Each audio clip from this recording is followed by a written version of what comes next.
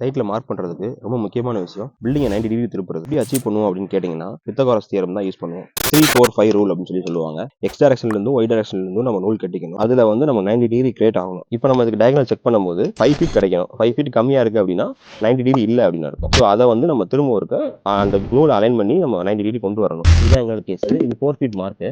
4 ஃபீட்டில் வைக்கும்போது பார்த்தீங்கன்னா இப்போ 5 அடி 2 இன்ச் இருக்குது. ஸோ இது வந்து எரராக இருக்குது. எந்த நூலை நகர்த்தினா 5 ஃபீட் கிடைக்கும்னு பார்க்கணும். ஒரு சில கேஸில் வந்து எக்ஸ் டைரக்ஷன் தள்ள வேண்டியிருக்கும், ஒரு சில கேஸில் ஒய் டைரக்ஷன் தள்ள வேண்டியிருக்கும். ஸோ அந்த மாதிரி தள்ளி நம்ம 5 ஃபீட் அச்சீவ் பண்ணணும். 5 ஃபீட் அச்சீவ் பண்ணிட்டோம் அப்படின்னா 90 டிகிரி இருக்குது அப்படின்னு அர்த்தம். இப்போ வந்து நாங்கள் ஒரு நூல் நகர்த்தினோம், அதனால் 5 ஃபீட் கரெக்டாக வந்துருச்சு. ஸோ இப்போ வந்து இந்த பில்டிங் 90 டிகிரி இருக்குது. ஸோ இப்போ வந்து நம்ம மற்ற நூல்லாம் நம்ம கட்டலாம். எந்த பில்டிங்னாலுமே ஒன்று பில்டிங் வந்து ஸ்கொயராக இருக்கும், இல்லை ரெக்டாங்கிளாக இருக்கும். ஸோ அந்த 4 பாயிண்ட்ஸு ஏபிசிடி அப்படின்னு கன்சிடர் பண்ணிக்கலாம்.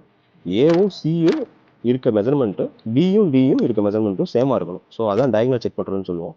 ஸோ அந்த மாதிரி டயகனல் செக் பண்ணும்போது ரெண்டும் ஒரே வேல்யூவாக இருக்கணும். அப்படி வேல்யூ இல்லை அப்படின்னா பில்டிங் 90 டிகிரி இல்லைன்னு அர்த்தம். ஸோ அதையுமே வந்து நம்ம ரீசெக் பண்ணிட்டு திரும்ப 90 டிகிரி வந்து அதே மாதிரி 3-4-5 ரூல் படி நம்ம செக் பண்ணணும்.